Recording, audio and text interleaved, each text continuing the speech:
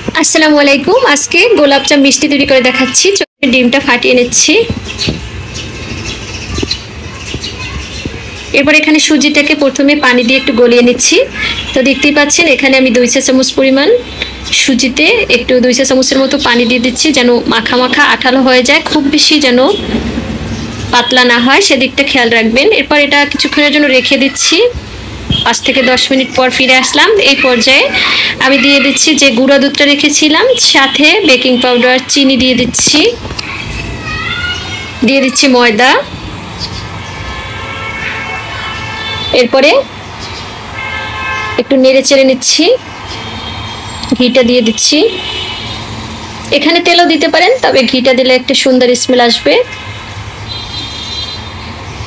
এরপরে দিয়ে দিচ্ছি এখানে যে ফাটানো ডিম আছে। তো ডিমটা পুরোটা দিবেন না, ঠিক যতটুকু দরকার দিয়ে দেখবেন, কারণ এই ডিমটা দিয়ে আমি মিষ্টিগুলো তৈরি করব। এখানে এক্সট্রা কোনো পানি ইউজ করব না। তো সেক্ষেত্রে একবারে দিয়ে দেবেন না। অনেক সময় ডিম একটাতে হয়ে যায়, অনেক সময় 1.5টা লাগে, অনেক সময় 2টা লাগে।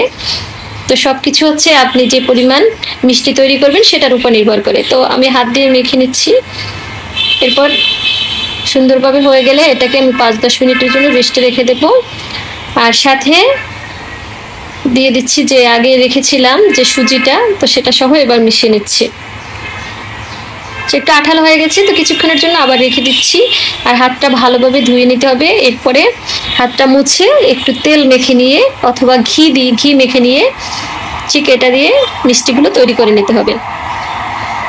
তো ঠিক ছোট ছোট সাইজের করে মিষ্টিগুলো তৈরি করে নেবেন। এই মিষ্টিগুলো কিন্তু ফুলে ডাবল হয়ে যায়। তো আপনাদের সুবিধার জন্য আমি আরও একটা তৈরি করে দেখাচ্ছি। ঠিক হাত দিয়ে এরকম করলেই দেখবেন মিষ্টিগুলো হয়ে যায়। তো এভাবে সব মিষ্টিগুলো এভাবে তৈরি করে নিতে হবে। তো দেখতে পাচ্ছেন এখানে অনেকগুলো মিষ্টি হয়েছে।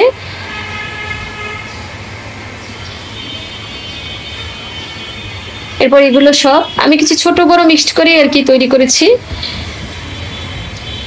এরপর শিরায় দেবো। শিরে দেওয়ার জন্য এখানে 2 কাপ চিনি দিয়ে দিচ্ছি। 2 কাপ চিনিতে আমি 4 কাপ পানি দিয়ে দেবো। পানিটা অবশ্যই মেপে হিসেব করে দিবেন, আর চিনিটাও ঠিকভাবে, তাহলে সব কিছু ভালোভাবে হবে। এরপর এলাচ, দারচিনি 1-2টা করে আর কি দিয়ে দিচ্ছি। এটা জাস্ট সুন্দর একটা স্মেল আসবে। খুব ভালোভাবে চিনিটা গলা পর্যন্ত জাল করতে থাকবো। যখন একটু বলক এসে যাবে ঠিক সেই পর্যায়ে কিন্তু একটু লেবুর রস দিয়ে দিচ্ছি, যাতে আঠালো হয়ে না যায়। এরপর এটাকে একটু লো আঁচে রেখে দিচ্ছি। আর এই ফাঁকে আমি যেহেতু এগুলো তেলে প্রথমে ফ্রাই করে নিতে হবে,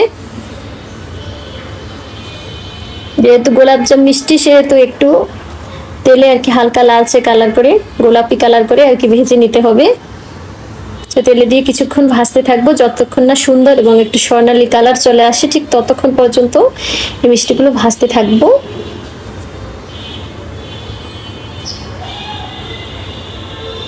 তো ভাজতে ভাজতে কিছুক্ষণ পর দেখবেন কালার চলে আসছে।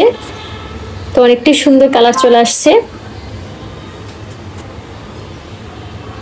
তো বেশ দেখতে পাচ্ছেন কতটা সুন্দর এবং একটা আকর্ষণীয় কালার হয়ে আসছে। ঠিক এই পর্যায়ে তুলে নিতে হবে। এর চেয়ে বেশি কালো করলে একদম কালো হয়ে যাবে। তো এরপর গরম থাকা অবস্থায় আমি শিরা দিয়ে দিচ্ছি।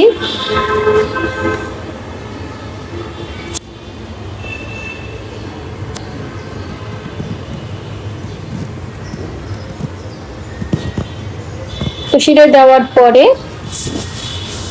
এরপর এভাবে রেখে দেব, প্রায় কমপক্ষে আর কি 2 ঘন্টার জন্য রেখে দেব। 2 ঘন্টা পর এগুলো ভালোভাবে ভিজে যাবে। আর কিছুক্ষণ 3-4 মিনিটের মতো জাল করে নিয়েছিলাম আমি।